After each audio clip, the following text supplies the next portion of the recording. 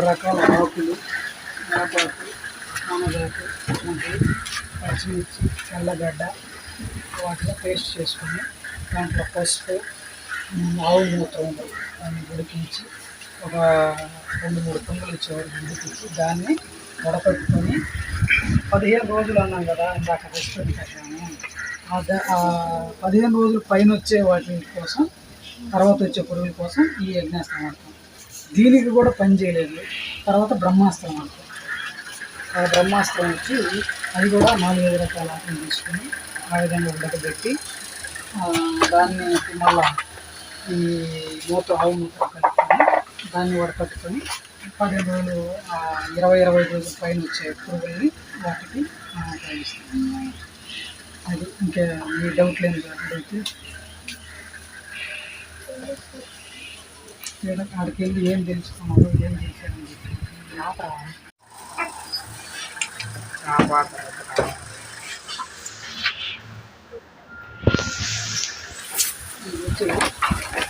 అంటే ఈ ఒక గ్రోత్ ప్రమోట్ అన్నమాట. మొత్తం ఎగురుదలకు ఉపయోగపడేది ఈ గ్రోత్ ప్రమోట్. ఈ ప్రమోట్ ఏంటంటే చేపల వేస్ట్ 2 కిలోలు తీసుకున్నామంటే బెల్లం కూడా 2 కిలోలు తీసుకొని 1 కిలో దీన్ని 40 రోజులు పర్మనెంట్ చేసి తర్వాత వడకట్టుకొని దాన్ని బూడిద కలుపుకున్నాము.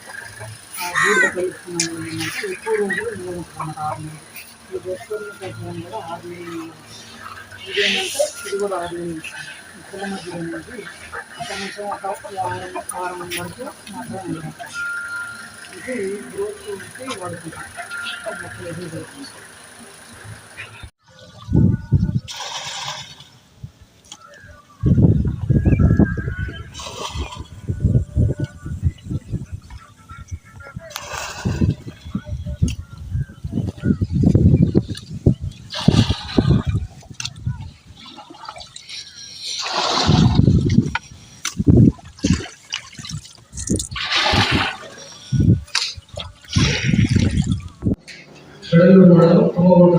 నా పేరు వేలు కొండయ్య.